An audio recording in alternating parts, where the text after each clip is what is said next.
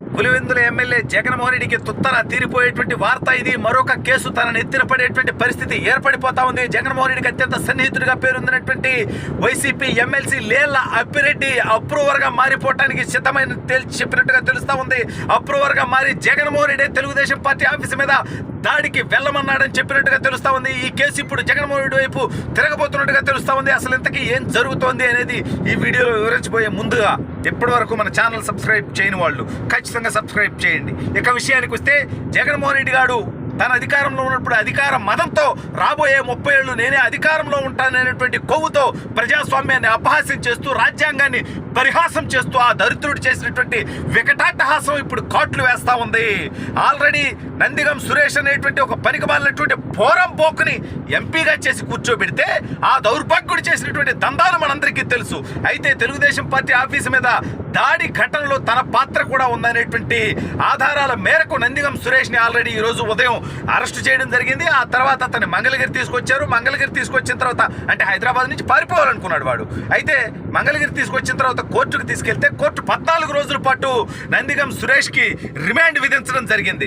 అనంతరం లేళ్ల అప్పిరెడ్డిని కొద్దిసేపటి క్రితం అరెస్ట్ చేసిన తర్వాత అతన్ని మంగళగిరి పోలీస్ స్టేషన్కి తీసుకురాగానే భయంతో వణికిపోతున్నటువంటి అప్పిరెడ్డి ఇక ఈ విషయంలో నేను నిందంతా మోయటానికి సిద్ధంగా లేను. వాస్తవం ఏంటంటే జగన్మోహన్ రెడ్డి నన్ను ఈ పని చేయమన్నాడు. దీనికి పూర్తి స్థాయి ఆదేశాలు, దీని పర్యవేక్షణ మొత్తం కూడా ఈ ఘటనకి సంబంధించినటువంటి ప్రతి స్టెప్ని ప్రతి ఒక్క అంశాన్ని కూడా సజ్జల రామకృష్ణారెడ్డితో మేము చర్చించడం జరిగింది. మీరు తెలుగుదేశం పార్టీ ఆఫీస్ మీద దాడి చేయండి, మీ మీద కేసు లేకుండా ఏమీ జరగకుండా చూసుకునేటువంటి బాధ్యత నాది అని జగన్మోహన్ రెడ్డి నేరుగా మా అందరికీ కూడా చెప్పడం జరిగింది. నాకు, దేవినేని అవినాష్కి, అదేవిధంగా జోగి రమేష్కి, అదేవిధంగా తలశీల రఘురామ్కి మా అందరికి కూడా నేరుగా జగన్మోహన్ రెడ్డి ఇవి చెప్పిన తర్వాత దీన్ని ఎలా దాడి చేయాలి, ఎప్పుడు దాడి చేయాలి, ఎంతమందితో దాడి చేయాలి అనేటువంటి అంశాలని పోలీసులతో కూడా ఒకవైపు కోఆర్డినేట్ చేసినటువంటి సజ్జల రామకృష్ణారెడ్డి డైరెక్షన్లోనే మేము పార్టీ ఆఫీస్ మీద దాడి చేయడం జరిగింది. అంటే ఎందుకు అప్పిరెడ్డిలా మారిపోయాడంటే మనం ఇటీవలే జగన్మోహన్ రెడ్డి ఓడిపోయిన తర్వాత శాసన మండలిలో ప్రతిపక్ష నేతగా అప్పిరెడ్డిని నియమించడం జరిగింది ఆ పార్టీ నుంచి. అయితే ఆ తర్వాత సడన్ గా అనూహ్యంగా కేవలం 20 రోజుల వ్యవధిలో ఎప్పుడైతే విశాఖపట్నం స్థానిక సంస్థల ఎమ్మెల్సీగా బొత్స సత్యనారాయణ ఎవరైతే జనసేన ఎమ్మెల్యేగా గెలిచినటువంటి వంశీకృష్ణ యాదవ్ రాజీనామాతో ఏర్పడినటువంటి స్థానంలో బొత్స సత్యనారాయణ ఎప్పుడైతే గెలవడం జరిగిందో వెంటనే లేళ్ల అప్పిరెడ్డి ఎప్పటికైనా థ్రెట్ అవ్వచ్చు. అంటే ఎందుకంటే అప్పిరెడ్డి అరెస్ట్ అయిన తర్వాత ఈ అంశాలన్నీ బయటకు వస్తే అప్పిరెడ్డి ద్వారా ఇబ్బంది పడతామనేటువంటి భయంతో ఉన్నటువంటి జగన్మోహన్ రెడ్డి, లేదా జగన్మోహన్ రెడ్డి అప్పిరెడ్డి అనేటువంటి వ్యక్తి ఇంతవరకు ఎమ్మెల్యే కూడా కాలేదు, ఎప్పుడు జస్ట్ ఫస్ట్ టైం ఎమ్మెల్సీ, అది కూడా అటువంటి వ్యక్తి జగన్మోహన్ రెడ్డి కంటే ఎక్కువ ప్రోటోకాల్లో. ఎందుకంటే ఇప్పుడు జగన్మోహన్ రెడ్డి ప్రతిపక్ష నేత కాదు, ఎందుకంటే 11 మంది ఎమ్మెల్యేలకి పరిమితమైనటువంటి దౌర్భాగ్యుడు, జస్ట్ పులివెందుల ఎమ్మెల్యే వాడు.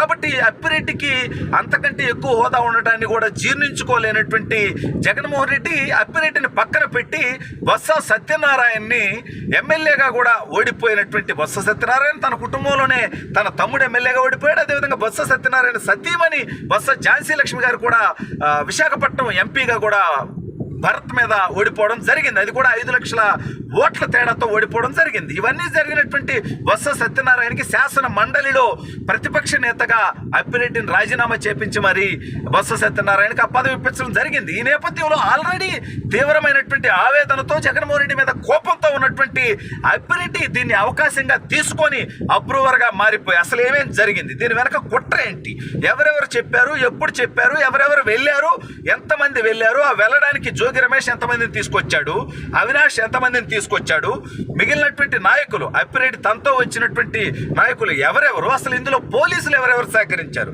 ఎందుకంటే ఆ రోజు ఉన్నటువంటి డీజీపీగా ఉన్నటువంటి వ్యక్తి దగ్గర నుంచి ప్రతి ఒక్కరు కూడా ఈ ఘటనకు కూడా సహకరించారు. దీంట్లో పోలీసులతో పాటు అంటే డీజీపీ దగ్గర నుంచి ఎస్పీ స్థాయి దగ్గర నుంచి ఎస్ఐలు, సిఐలు, కానిస్టేబుల్ దాకా దీంట్లో పూర్తిగా సహకరించారు. వాళ్ళ మీద చర్యలు తీసుకోకుండా ఆ తర్వాత ఆ కేసును పట్టించుకోకుండా ఈ ఘటనలో ఉన్నటువంటి ప్రతి ఒక్కరి వివరాలు కూడా అప్పిరెడ్డి నేను ఇచ్చేయటానికి సిద్ధంగా ఉన్నాను, పోలీసులకి నేను అప్రూవర్గా మారిపోతాను. ఈ కేసులో ఏదైతే వైఎస్ వివేకానంద రెడ్డిని అత్యంత పాశవికంగా 7 సార్లు గొడ్డలతో నరికి చంపి వైఎస్ అవినాష్ రెడ్డి ఎవరైతే వైఎస్ భాస్కర్ రెడ్డి చేపించారో, అంటే భారతిరెడ్డి జగన్మోహన్ రెడ్డి కూడా ఆ కేసులో ఉన్నారంటారు. బట్ అందులో ఒక నిందితుడిగా ఉన్నటువంటి దస్తగిరి అప్రూవర్గా మారిపోయి ఇప్పుడు సాక్షి స్థానంలోకి వచ్చేసి తను సేఫ్ అయిపోయాడు. అదేవిధంగా ఈ కేసులో కూడా అప్పిరెడ్డి నేను అప్రూవర్గా మారిపోతే నాకు ఇబ్బంది ఉండదు, జైలు జీవితం ఉండదు. పైగా ఇప్పుడు ఈ కేసులో ఎవరెవరైతే శిక్ష పడుతుందో ఆ శిక్ష పడిన తర్వాత 2 సంవత్సరాలకు పైగానే శిక్ష పడుతుంది ఖచ్చితంగా ఈ కేసులో. ఎందుకంటే ఇది హత్యాయత్నంతో పాటు దీనికి పార్టీ ఆఫీస్ మీద దాడికి, కొన్ని వందల మంది మీద దాడికి కుట్రలు చేశారు కాబట్టి కనీసం 7 నుంచి 10 సంవత్సరాలు శిక్ష పడేటువంటి అవకాశం ఉంటుంది. ఈ నేపథ్యంలో వీళ్ళందరూ కూడా రాజకీయ జీవితాన్ని కోల్పోవాల్సి ఉంటుంది, డిస్క్వాలిఫై అయిపోతారు. ఎమ్మెల్యేలుగా పోటీ చేయడానికి కూడా ఇప్పుడున్న ఎమ్మెల్సీ స్థానాలు పోతాయి, ఎమ్మెల్యేలుగా పోటీ చేయడానికి డిస్క్వాలిఫై అవుతారు. ఇవన్నీ ఆలోచించుకున్నటువంటి అప్పిరెడ్డి అప్రూవర్గా మారిపోతే ఈ శిక్ష తప్పించుకోవచ్చు. పైగా జగన్మోహన్ రెడ్డి తనని ఇటీవల తీవ్రంగా అవమానించాడు అనేటువంటి ఆవేదనతో ఉన్నటువంటి అప్పిరెడ్డి పూర్తిగా ఈ విషయాలన్నీ కూడా నేను బయట పెట్టేస్తాను అని చెప్పడానికి సిద్ధమైపోయినట్టుగా తెలుస్తా ఉంది.